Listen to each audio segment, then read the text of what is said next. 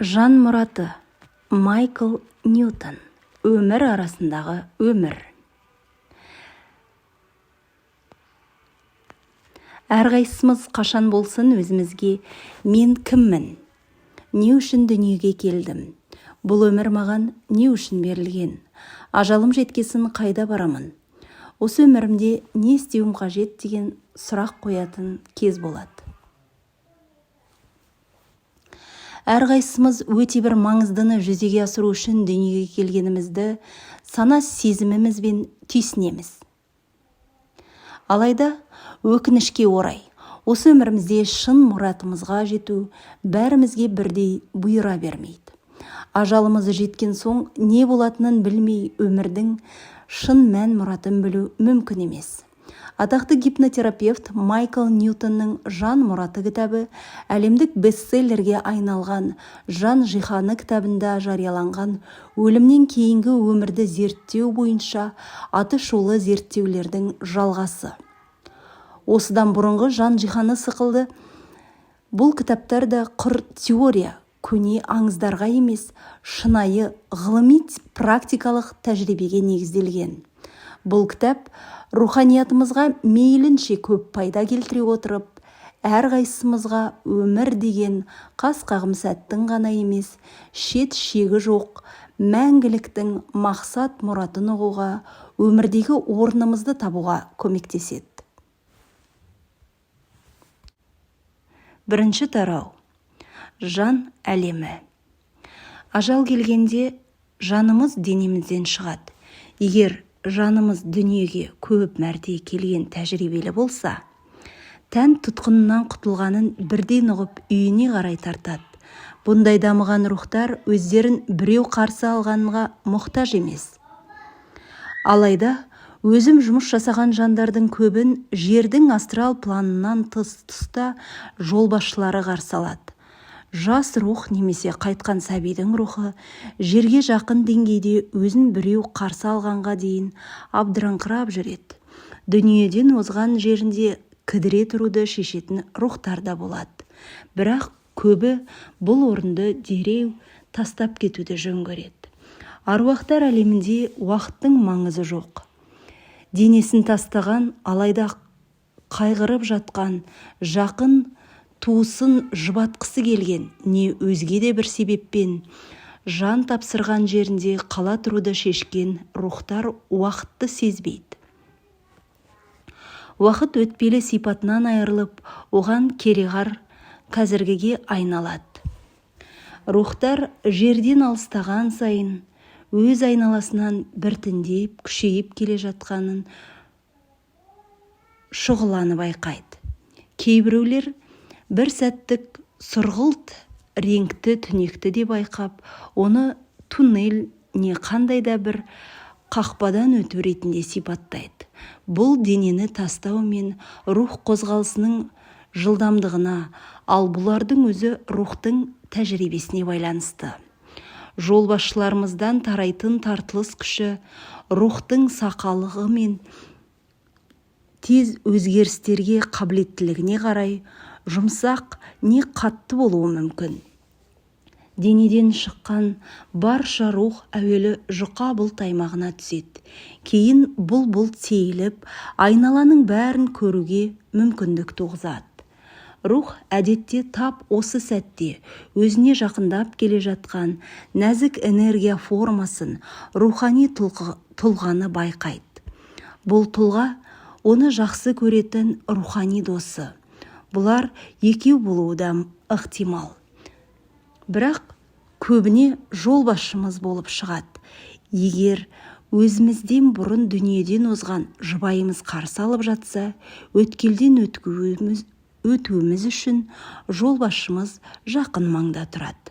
Көп жылғы зерттеулерім барысында маған өзін Ғайса не Будда сынды тұлға қарсы алған бірде-бір субъект жолықпады. Дегенмен ұлы ұстаздардың мейірімі өзімізге бекітілген жолбасшыларымыздан төгіліп тұрады. Рухтар өздері үйіміз деп атайтын орынға жеткенде, олардың жерлік сипаты өзгереді. Енді олар біз білетін көңіл-күй, тән ерекшеліктері бар адам емес. Мысалы, олар өз ажалына артында қалған жақындарындай қайғырмайды. Бізді жерде адам қылып тұрған тап осы рухымыз.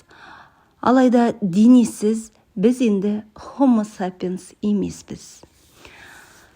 Рухтың ұлылығы сонша, оны сипаттауға сөз жетпейді. Мен рухты шұғыла шашқан саналы энергия, нұр деп білем. Жан денеден ажырай сала өзгерісті бірден сезеді. Өйткені өзін иеленген ми жүйкелі денесінің зіл батпанынан арылады. Бұл жаңа күйге біреулер тез, біреулер жай үйренеді. Рухтар энергиясы голограмма секілді. Өзіне ұқсайтын бөліктерге бөліне алады. Жан бұндай жайт айтылып жүргеннен гөрі сирегірек кездесетін болса да, бір мезгілде бірнеше денеде ғұмыр кеше алады. Дегенмен, осы қасиетінің арқасында нұрымыздың бір бөлігі ылғи аруақтар әлемінде болады. Сондықтан да физикалық әлемнен оралғанында осыдан 30 жер жылы бұрын қайтыс болып, қазір жерде жаңа денеде өмір сүріп жатқан анаңды көру мүмкіндігі бар. Рухани қауымдастығымызға, тобымызға қосылғанға дейін жетекшімізбен бірге өткізетін өтпелі кезең, үйлестіру кезеңі әр түрлі рухта және сол бір рухтың түрлі өмірлерінің аралығындағы түрліше болады. Бұл жаңа ғана аяқталған ғұмырымызға қатысты қандай да бір кеңес ала алатын немесе түрлі алаң уайымымызбен бөлісе алатын жай барақат кезең. Бұл үйлестіру кезеңі өте көреген де қамқор, ұстаз жетекшілердің рухты жайымен байқап тексеретін әуелгі саты. Кездесу талқылаудың ұзақтығы нақты жағдайларға рухтың ғұмыр шартында бар нәрсенің орындалғанын орындалмағына тәуелді. Сондай-ақ кейінірек рухани топта тыңғылықты талданатынына қарамастан ерекше кармалық мәселелер де талқыланады. Оралған кейбір рухтардың энергиясы өз рухани тобына бірден бармайды. Бұлар қандай да бір зұлымдыққа қатысы бар болғандықтан физикалық денелерінде былғанғандар. Байқамай жасалғанмен қасақана қиянат бір емес. Осындай іс қылықтың кесірінен өзгелерге тиген үлкенді кіші қиянаттың бәрі жіті назардан өткізіліп, есепке алынады. Зұлымдыққа қатысы бар жандар кейбір пациенттер күшейтілген күтім орталығы деп атайтын арнайы орталықтарға жөнелтіледі. Соған түскендердің айтуынша, бұнда олардың энергиялары шашылып, қайтадан жиналады. Іс амалдарының сипатына қарай олар жерге айтарлықтай тез қайтарылуы ықтимал. Олар өзге адамдардың зұлым істерінің құрбандары болуға бекінгенін әділ шешім қабылдауы мүмкін. Бірақ егер олардың қылмыстық іс-әрекеттері көп адамға қатысты тым қатыгез және тым ұзақ болған болса, онда бұл жанның бойына қараңғылық әбден сіңгені. Бұндай жандар рухани кеңістікте ұзақ уақыт, бәлки мыңдаған жыл бойы жалғыздық зарын тартады. Рухани әлемнің бас қағидаты барша рухтың байқамай не қасақана жасаған қатыгез іс-әрекеттерінің қандай түрде болса да келешек ғұмырында өтелуі. Бұл жаза да не тіпті айыппұл да емес, сірә кармалық даму мүмкіндігі болса керек. Рух үшін жердегі күй жайды санамағанда тозақ деген жоқ. Кей ғұмырлардың ауырлығы сонша рухтар болдырап оралып жатады. Рухани әлемнің кіреберісінде жетекшілеріміздің өз қуатын бізге жалғай отырып, ұйымдастырған энергияны қалпына келтіру, жаңарту процестеріне қарамастан әбден сарқылған энергетикалық потенциал оңала қоймауы мүмкін. Бұндайда жаңа оралған рух жылы шырайлы қарсы алудан гөрі демалыс пен оңашалануға мұқтаж. Тыныққысы келген көп рух өз тобына қосылғанға дейін осындай мүмкіндікке ие болады да. Рухани тобымыз тып-тыныш не ушу болуы мүмкін. Бірақ ондағылар соңғы ғұмырымызда бастан кешіргенімізге құрметпен қарайды. Барша топ өз достарын түрліше, бірақ барлығы да таза бір махаббат, бауырмалдылықпен күтеді. Үйге оралу әсіресе рух соңғы физикалық құбылуында жақын достарымен мығым кармалық байланысы болмаса, қуанышқа толы кезең. Субъектілерімнің көбі өздерін ашық жарқын әзіл күлкімен қарсы алғанын айтады. Сірә, бұл рухани әлемге тән болса керек. Оралып жатқан рухты салтанатпен қарсы алуға тыңғылықты дайындалып жатқан әсіре сезімтал топтар негізгі шаруасын доғара тұрғуда мүмкін. Бір субъектім өзін қалай қарсы алғанын былай суреттейді. Соңғы ғұмырымнан соң тобым музыка, шарап, ән, би мен керемет кеш ұйымдастырды. Олар бұны классикалық ғарим сән салтанатымен көне дүниедегі ортақ құмырларымыздан мәлім мәрмәр залда тога киіп өткізді. Мелисса, бас рухани құрбым, өзін еске салатын ғасырды қалпына келтіріп, әдеттегісінше гүл жайнап күтіп тұрды. Рухани мүдделестердің бұндай тобы 3 пен 25 аралығындағы мүшеден орташа алғанда 15 жаннан тұрады. Кейде жапсарлас топтың мүшелері байланыс орнатуға ықылас білдіруі мүмкін. Бұл көбіне өзге топтарда жүздеген өткен ғұмырларында араласқан достары бар сақалау рухтарға қатысты. 1995 жылы ақштың 10 миллиондаған көрермені Paramount'тың бір фрагменті менің жұмысыма арналған Sightings TV шоуын көрді.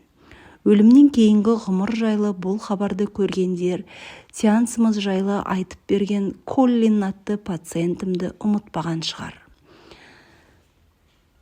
Ол өткен ғұмырынан соң әруақтар әлеміне оралғанын сипаттай отырып, 17 ғасырдың керемет балына тап болғанын айтады. Ол оралуына салтанатты түрде атап өтуге жиналған жүздеген адамды көреді. Уақыт пен мекеннің керемет сахналағаны сонша, Коллин стиль жаңарту процесін бастай салған.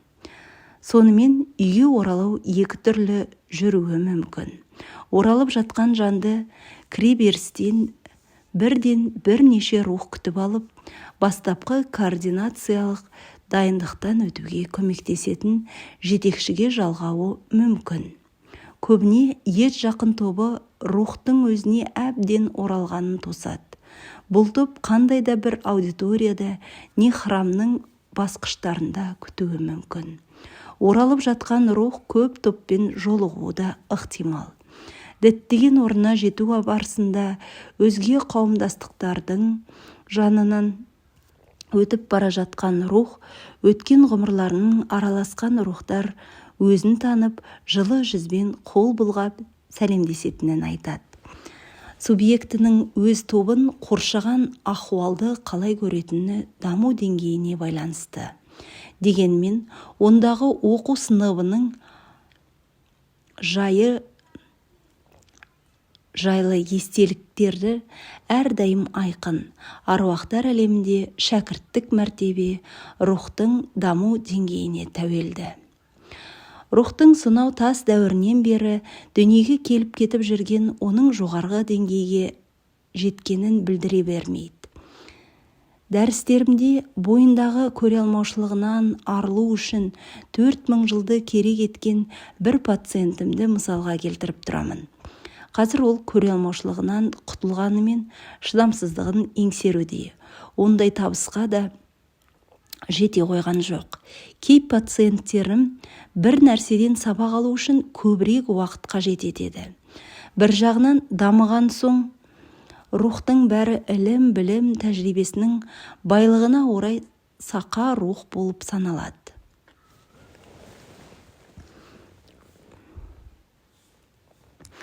Жан жиһаны кітабында рухтарды бастауыш, орта және дамыған деген 3 категорияға шамалап жіктедім. Және осы категория ішінде дамудың кейбір қырын аша отырып, әрқайсысына мысал келтірдім. Топ әдетте әрқайсысының күшті және әлсіз қыры болғанымен, жалпы алғанда даму деңгейі шамалас тұлғалардан тұрады. Бұл сипаттары топ ішіндегі белгілі бір тепе-теңдікті қамтамасыз етеді. Рухтар бір-біріне өткен ғұмырларын, алған ақпараттар, тәжірибені түсінуге, сондай-ақ денедегі болғанында осы тәжірибелер мен ғұмырдың қыр-сырын жіліктеп талдайды. Оның кейбір эпизодтарын жете түсіну үшін рөлге бөлініп ойнауға дейін барады. Рухтар орта деңгейге жеткенде белгілі бір дағдылары көрініс тапқан негізгі сфералар мен мүдделерге зер сала бастайды. Бұны келесі тарауларда егжей-тегжейлі қарастыратын боламыз. Зерттеулерімнің өте маңызды тағы бір бағыты аруақтар әлеміндегі рух энергиясының түстерін анықтау. Түстің рухтың даму деңгейімен байланысы бар.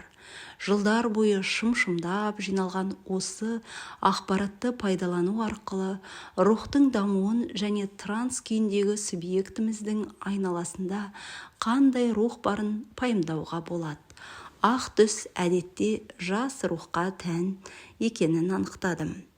Энергиясы дамыған сайын рухтың түсі сары қызыл, сары, ақыры көк болып біртіндеп қоюлана береді. Топ аурасының нақты негізгі түсіне қоса, әр рухтың өзіне тән түрлі реңкі де бар.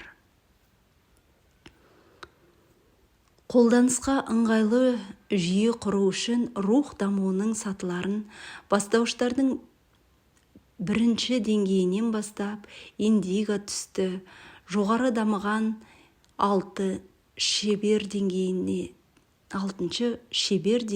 дейін бөлдім. Бұдан да жоғары деңгейлер барына күмәнданбаймын. Бірақ менде бұлар жайлы ақпарат жоқ. Өйткені жерде дүниеге келуі тоқтамаған жандармен ғана араластым. Шынымды айтсам, деңгей сөзін рухқа қатысты қолдануды жаратпаймын. Себебі ол рухтың даму сатысындағы өзіндік ерекшеліктерін ескермейді. Бірақ ілім-білім сатысын сипаттау барысында субъектлерімнің өзі осы деңгей сөзін қолданады. Олар сондай-ақ жетістіктерінде баяндауды айтарлықтай сараң.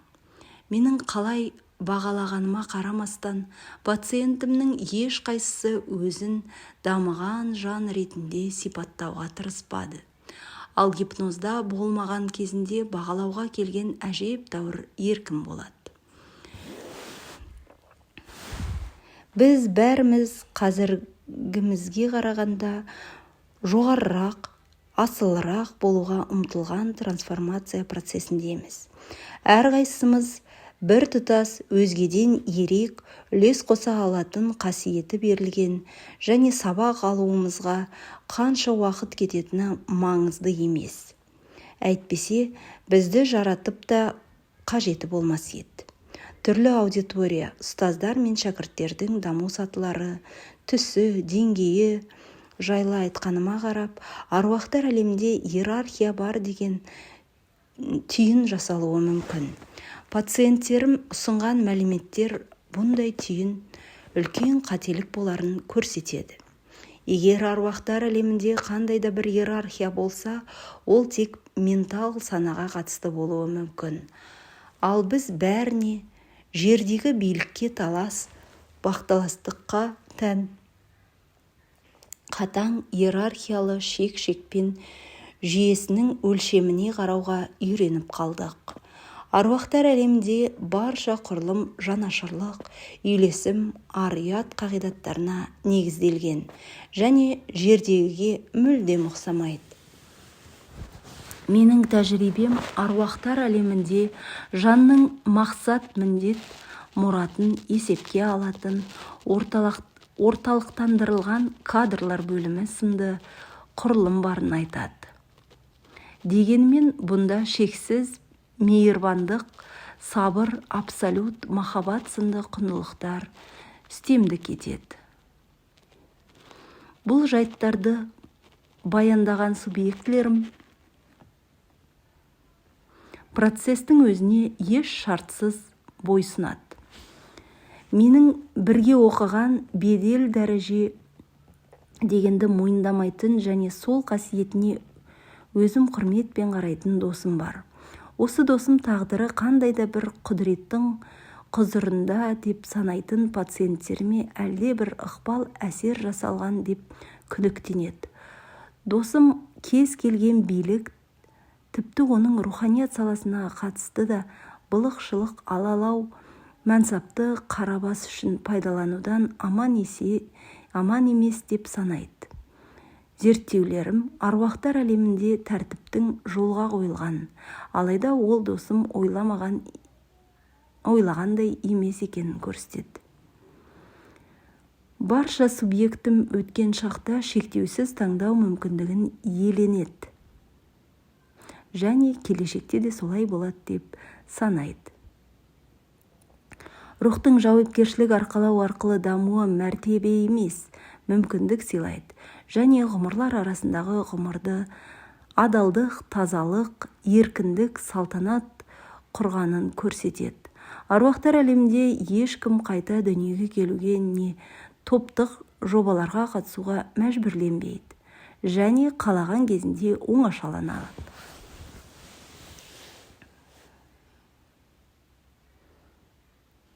Барған сайын күрделеніп бара жатқан тапсырмадан бас тартып жатса, бұған да түсіністік құрметпен қарайды. Бір субъект былай дегені бар: жанымды қинағым келмей, осыған дейін жеңіл ғұмырларды таңдап келдім. Бірақ жақында бәрі өзгереді. Жетекшім маған сен дайын болғанда біз де дайын боламыз дейді. Еркімізге қол сұғылмайтынының бір дәлелі қандай да бір себеппен жердің астрал планынан кетуге дайын болмасақ, жетекшілеріміз үйге оралуға ықыласымыз оянғанға дейін қала тұруға мұрша береді. Бұл кітап аруақтар әлемінде және одан тыс да таңдау молдығына көзімізді жеткізеді деп үміттенемін. Осы таңдау нұсқаларына қатысты маған айдан анық болғаны көп рухтың өздеріне білдірілген сенімді ақтауға ықыластылығы. Осы процесс барысында қате жіберетініміз де анық. Өзімізді жаратқан құдіреті қайнар мен қауышу бағытындағы даму талпыныстары рухтар үшін бас түрткі. Дүниеге келу мүмкіндігі ұсынылғанда рухтар бұған бойсынады. Субъектілерімнің сеанс барысында жаратылыс қайнарын көрген-көрмегені жайлы менен талай сұрайды. Қайнарға қарай жылжуым, жерде дүниеге келуі тоқтамаған жандар мен шектелгені жайлы кітаптың кіріспесінде айтқанмын. Дамыған субъектілерім тұтасу уақыты туралы сөз болғанда келешекте аса қасиетті тұлғалармен біргетінін жайлы айтылады. Қанық күлгін түстің бұл сферасында баршаға аянның бары сезіледі. Бұның не білдіретінін айта алмайтын, алайда бұл бар үлкендер кеңесінің алдында барғанда сезіледі. Ғұмыр арасында біз бір не екі рет ұстаз жетекшілеріміздің бірнеше саты жоғары, осы жоғары тұлғалар тобына барамыз. Бірінші кітабымда бұндай кездесулердің бірнеше мысалын келтірдім. Осы кітабымда жаратушымызға жақындата түсетін бұл кездесулерге егжей-тегжейлірек тоқталатын боламын. Себебі рух тап осы жерде құдіретті білім көзінен сусындайды. Пациенттерім бұл энергияны бар деп біледі.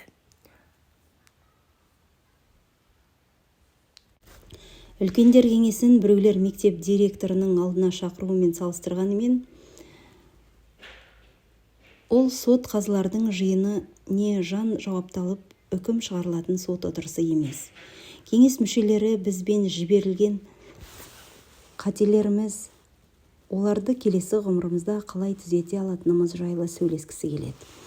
Келесі ғұмырымызға лайық денені талқылау тап осы орында басталады. Жаңадан дүниеге келу сәті жақындағанда мақсатымызды жүзеге асыруға үйлесімдірек ықтимал физикалық формаларға зер салатын кеңістікке барамыз. Осында түпкі таңдауымызды жасағанға дейін келешекке көз жүгіртіп түрлі денелерді тексере аламыз. Рухтар қарма-қарыздарын өтеп, өткенде аяқталмаған істерін аяқтау үшін мін ақаулы дене, қиын өмірлерді саналы түрде таңдап жатады. Рухтың көбі ұсынылған денені қабылдайды, дегенмен одан не тіпті реинкарнацияның өзінен бас тартатын рухтар да болады. Бұндайда рух осы жолы өзге бір физикалық планетаға сұрана алады. Егер жолдамамызды құп алсақ, әдетте белгілі бір маңызды ережелер мен ет жақын жандарды ұшыратқанда керек болатын алдағы өмірдің белгілерімен танысу үшін дайындық сыныбына барамыз. Ақыры баратын сәтіміз туғанда достарымызбен қоштасып көріскенше дейміз. Жерге кезекті сапарға аттанатын кеңістікке барамыз. Рух көтергеніне шамамен 4 ай болған болашақ анасының құрсағында өзіне арналған денеге енеді. Бұл кезде шаранада дүниеге келгенше пайдалана тұруға жарайтын әжеп тәуір қалыптасып қалған ми бар. Эмбрион қалпында болса да, рух пен дененің бұл одағы мәңгі жан ретінде ми қызметінің ерекшеліктері мен өз екінші меніне бой үйретіп жатып, ой пайым жасауға қабілетті. Дүниеге келген соң жатқа тосқауыл қойылады. Ал рух өз мәңгілік сипаттарын өтпелі адами санамен біріктіреді. Бұл өз кезегінде жаңа тұлғаның қасиеттерін қалыптастырады. Рухтың санасын белсендіру үшін нақты әдістеме жүйесін қолданамын. Мысалы, гипноз регрессиясының бастапқы сатыларында пациенттеріме бірқатар жаттығулар жасауды ұсынамын. Бұл процесс пациенттерімнің өткеніне қатысты жадын біртіндеп сергітіп, аруақтар әлеміндегі ғұмырларында көргенін сыни талдауға дайындалуға арналған. Әдеттегі кіріспе сөзімнен соң оларды гипноз күйіне тез ендіремін. Гипноз халін тереңдете алатыным менің құпиям. Жылдар бойғы жұмысымның нәтижесінде рух самғау сана күйіне ену үшін пациентті қалыпты альфа күйден тереңірек гипноздың тета сатысының шомдыру керек деген тұжырымға келдім. Әдістеме жағына келсек, шамамен 1 сағаттай пациентімнің көз алдында орман, теңіз жағасы көріністерін әкелген соң, оны балалық шағына аттандырамын. Мен одан 12 жасында үй ішінің жиһазы, 7 жасында сүйікті ойыншықтары қандай болған секілді ұсақ-түйек өзін егжей-тегжейлі сұрап, 2-3 жасындағы ең ерте естеліктеріне дейін тереңдеймін. Бұның бәрін пациентімнің анасының құрсағындағы күйге шомылдырғанда аз-мұз сұрақ қойған соң қысқаша шолу жасау үшін өткен ғұмырына жіберемін. Жұмысымыздың дайындық кезеңі пациент өткен ғұмырындағы ажал сценасынан өтіп, аруақтар әлемінің қақпасына жеткенде аяқталады. 1 сағатында тереңдеген үздіксіз гипноз субъектіні жер ортасынан алыстап арылу процесін күшейтеді. Оған сондай-ақ рухани өмір туралы көп сұрақтарға жауап беруге тура келеді. Үйінде аруақтар әлемінде ойша болған субъектілерім транстың жүзінде нұр ойнап шығады. Ал бұл өткен ғұмырға жасаған регрессиядан тапқан тергенімнің ішіндегі ең құндысы. Бір пациентімнің рух сипаттауға сөз жетпейтін көп қырлы күрделі флюид дегені бар. Көп пациентімнің жанының мәңгі екеніне көз жеткізу өмірін күрт өзгертетіні жайлы жазды. Міне, мынау сондай хаттың бірі. Шынайы болмысымды ұққанда шаттық пен еркіндіктің айтуға тіл жетпейтін күйін кештім. Бұл білімнің санамда бұрыннан бары таң тамаша қалдырды. Еш нәрсе үшін айыптап сөкпеген ұстаздарымды жолықтыру нұрға шомғандай әсер сыйлады. Материя әлемдегі шынайы маңызды нәрсе. Өмір сүру салтымыз бен өзге адамдарға деген қарым-қатынас ұстанымымыз екені мен үшін ең үлкен жаңалық болды. Өзгеге жан ашып қабылдай алудан қасында күй жайымыз маңызды болмай қалды. Мұнда неғып жүргенім, мен өлген соң қайда баратынымды енді шамалап емес анық білемін. 67 сеанстың материалы мен көп цитатаны келтіре отырып, бұл кітапта бар тапқан тергенімді шолушы жаршы ретінде сұнамын. Әр дәрісімнің барысында аудиторияға айтқандарым аруақтарға әлемнің қатысты өз ақиқатым екенін білдіремін. Ақиқатқа ашылғатын қақпа саны баршылық. Менің ақиқатым пациентім болу арқылы өмірімнің байытқан көп адамның даналығының жинағы. Егер менің ой тұжырымдарым сіздің ұстанымым дін пәлсапаңызға қайшы келсе, патша көңіліңізге жаққанын ғана аларсыз.